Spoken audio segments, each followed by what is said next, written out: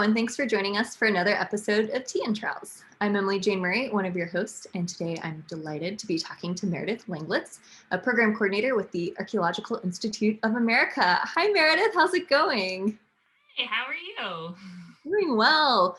Would you like to say anything else about yourself and then tell us about your mug? I will jump right into my mug. So I had two contenders for mugs, and this was my finalist mug because I think in the pandemic I usually would go with something a little more professional, but in the pandemic I wanted to put a little shout out to all my fellow suffering parents. This is a very large mug. If you look, it's like almost the size of my head, and all of this caffeine is needed these days. So Very crucial. I was also thinking, just as archaeologists, I don't know if you guys have explored this yet on Tea and Trowels, but if you notice a right-handed drinker, the message is facing towards me. And I noticed that also with my backup mug. And I'm wondering, in this age of Zoom, in sort of the adaptation of material culture, if all of a sudden we're going to start seeing the messages on the reverse side. I feel like that'd be very fun to explore in the future. So I definitely have that too with my mug. I brought a large mug too. So this is a mug that I drank a lot of caffeine out when I lived in Boston. So cheers to Boston. But this is one I had in grad school. His name is Joe, and he just contains all of the fuel you need when you're in grad school too. So I like it. But so to show off to Zoom participants, you have to drink left-handed. Is that the left-handed? Yeah. Yeah. So I'm wondering if we're going to see that change. If who knows? We'll see. Or like two-sided mugs. I'm like, why don't? Yeah, we could do two-sided mugs too. Yeah, only kind of the plain patterns that are all around kind of hold up. But we'll see if the pandemic response in mugs is to flip around the messaging on mugs. So I love it. So what made you want to become an archaeologist? So I took an archaeology class in high school, which was awesome, was a great experience. But I didn't really think about archaeology as a career at that point. But then I did end up at Boston University. And after not taking any archaeology classes my first year, they have a pretty big archaeology program there. So I did a field school after freshman year. And I think that's when I really fell in love with it. And so I was also a history major in college, but what I really liked about archaeology is its ability to tell the stories of everyday people that don't tend to make it into the history books. And I think that's what really sort of drew me in and got me locked in. And often it's like those tiny little things too that just become like the coolest stories.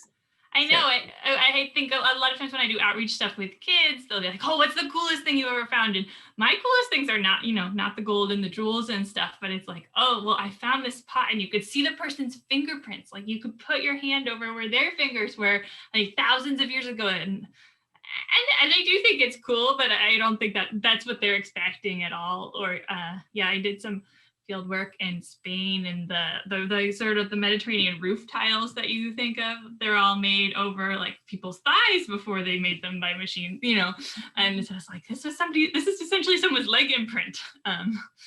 So I did not know that, and I will look at roof tiles now with a whole different I mean, now they're totally machine made, or a mold is used, but a long time ago they were, people would build them over their thighs. So Awesome.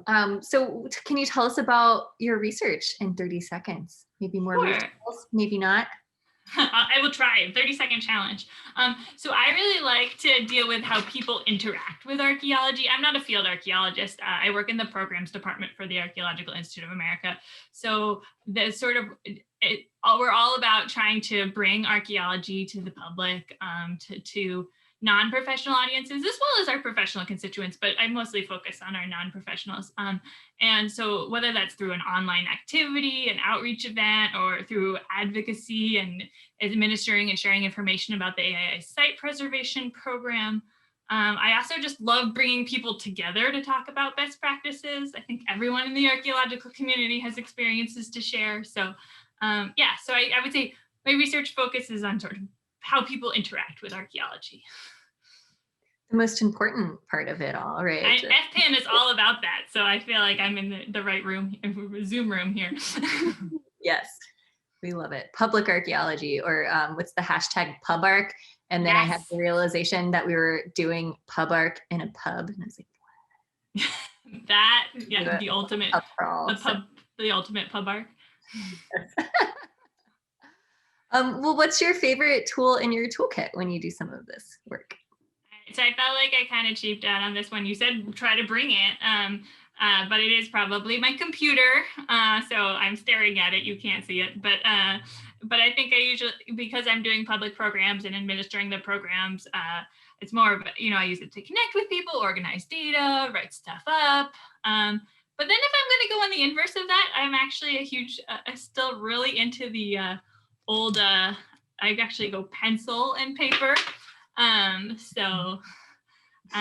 Yeah, so this is a nice Society for American Archaeology Public Education Committee pencil. That's, but I don't know, for me, when I'm writing, some part of my writing process is writing things down really helps. So between the two extremes of technology and good old paper and pencil. So.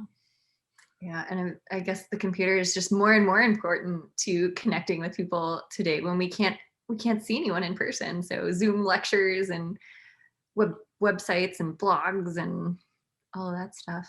Yeah, I mean, we celebrated the 10th anniversary of International Archaeology Day last year, and that's supposed to be all about local events, like in-person events in your local community. And and we were going, this is our 10th anniversary. This is supposed to be, a big deal. But I think, yeah, having our computers, and, we worked a lot with our collaborating organizations on how to take it digital. And I think it worked pretty well, but and we were still able to, make it a really big celebration and probably reach more people than we would reach with in-person events. But yeah, definitely technology for the win there. So yeah, I mean, we have been able to talk to so many people from further away now doing the Zoom lectures, which is interesting, because some of the in-person, you're like, it's so important to be there, but then it's like, I've seen you at the same 5 lectures, and like, like there's this like, I don't know. So it feels like more empowering to be able to talk to like more people and like reach wider audiences. And it's like, you've heard my song and dance before, Mr. from wherever, library that I go talk to every year. So yeah, the reach is cool. Yeah, and I think we are still exploring different ways to interact with people, because you kind of miss the sort of casual conversation before or after the lecture. But I think we're getting creative on that front as well. So yes. And now it's like next year we'll just offer both too, which is kind of cool. We're like, well, we should maybe keep doing some of these online things. So the conversation about hybrid is fascinating, because I think we don't have a great sense of what hybrid means. My huge fear is hybrid is going to be like somebody just like hooking up a video camera in the back of a lecture room, and it's going to be this dark room with a little tiny slide and a person. And I'm like, no, we have to do so much better than that, because at least from my point of view, I don't think that's what I would be interested in digitally. But, losing the commute to an event, sometimes makes the difference between attending and not attending. So I think it'll be interesting to see how that plays out. So definitely. So do you have a best, worst field story that you can now laugh about?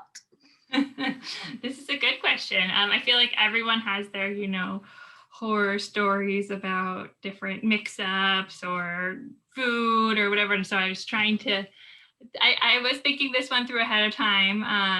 So one of my favorite stories, I don't know if it's a best story, but one of my favorite stories is before the AIA annual meeting in San Antonio in 2011. The AIA had just recently given a site preservation grant to the Galt site, which is about 3-hour drive from San Antonio. So we decided we would go out with some of our site preservation committee members to go, check out the site and see it for ourselves. So we drive out there and we get to it, and it's in a pretty rural area. And we pull into the parking lot, and I realized why it's the University of Texas is the Longhorns, because there's Longhorn cattle like right across from us. So we unload and everyone gets out. And then I see the cattle like starting to walk towards the cars. And I realized there's not really much of a barrier between the parking lot and the cattle. So then I went to my boss and I was like, need to move the cars? Like, what do we do? These aren't our cars. These are rentals. And he just looks at me and he's like, oh, don't worry. I got the supplemental insurance, it's fine. Yeah.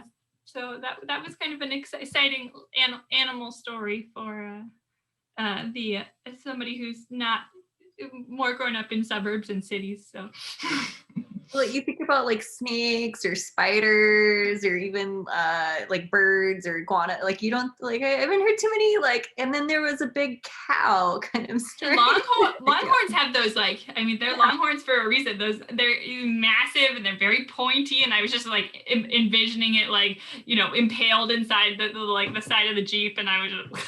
I was like, I don't know. Do I want to run over to the car and try to like drive it away, or is that stupid and dangerous? Or why would they park the cars here normally? Maybe the cows just ignore the cars, and the car was totally fine. But that's good. I'm like, I feel like some rental car agencies are going to start watching Tea and Trowels, and they'll be like, oh, why do we ever rent cars to archaeologists? We should just never let them have these again. Well, it's that supplemental insurance that like they usually warn you like, oh, this is just scam. Like you don't need to get it. You're covered under your credit cards. But I will say that day, the peace of mind provided by the fact that they said like, you can return the car in any condition was definitely worth it. Very good. So we have our big question for last. How do you think archaeology can help save the world? Right. So I would say, especially in this past year, there's been a lot of opportunity to reflect upon how much we are shaped by our cultural experiences. I mean, I think in general, we've just had a lot more time to reflect this year. And so archaeology allows, site interpreters to do some truth seeking and can provide a reality check for who was there and what their lives were like. So I think archaeology can save the world because it gives us the opportunity to tell our stories with everyone in them. So. Yeah, as you're saying, it's like so important to finding like the people who were left out of history books and the people who, didn't do some epic thing. And that's like 95% of us. So I don't know. I get excited by the very simple artifacts. I'm like, oh, some normal person who's not written up was here. Not let's analyze the remains of this palace. So yeah, I think that's sort of where we're at, and the sort of reflection and the move towards making a more inclusive story. I think that archaeology is going to be really important. So. Very good. So we do have a bonus question for you. What's been keeping you sane lately throughout 2020 and now the beginning of 2021? Well, I have a 2.5-year-old and an 8-month-old, and I would say they are both, the cause of my sanity and insanity. Probably like most people and their families. But also, I think this is going to be, I don't know if this is sad or, silly, but for, work has been very interesting in the past year. I think our mission has remained the same, but we're still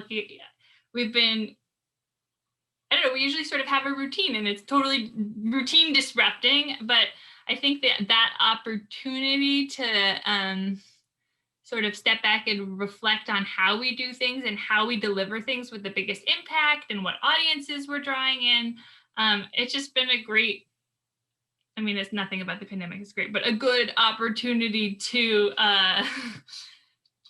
really think about the programs that we're doing and, how we can improve or deliver them differently or even, change things up entirely.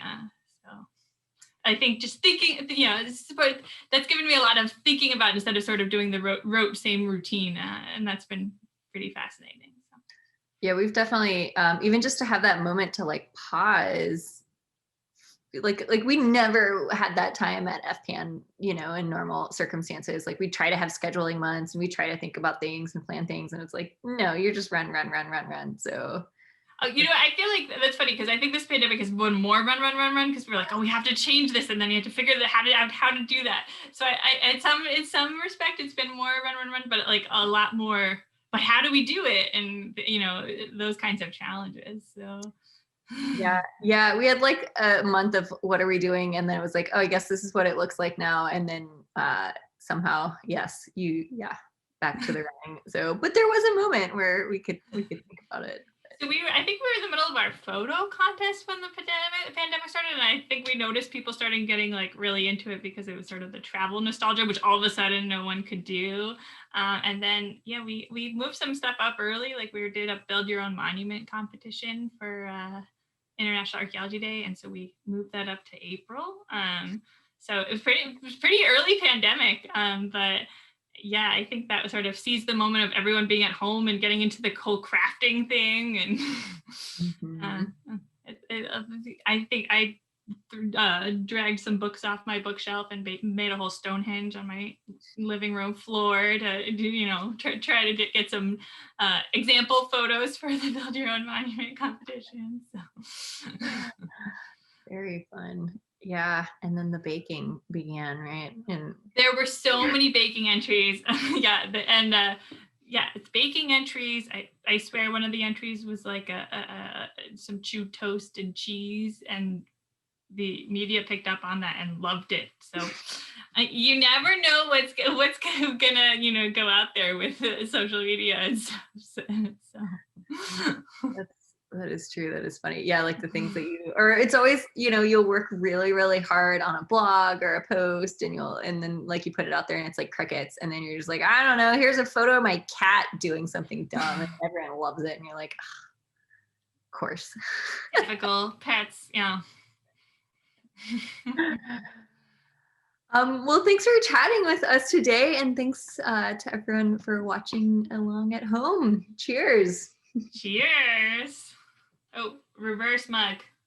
Reverse mugs. Cheers.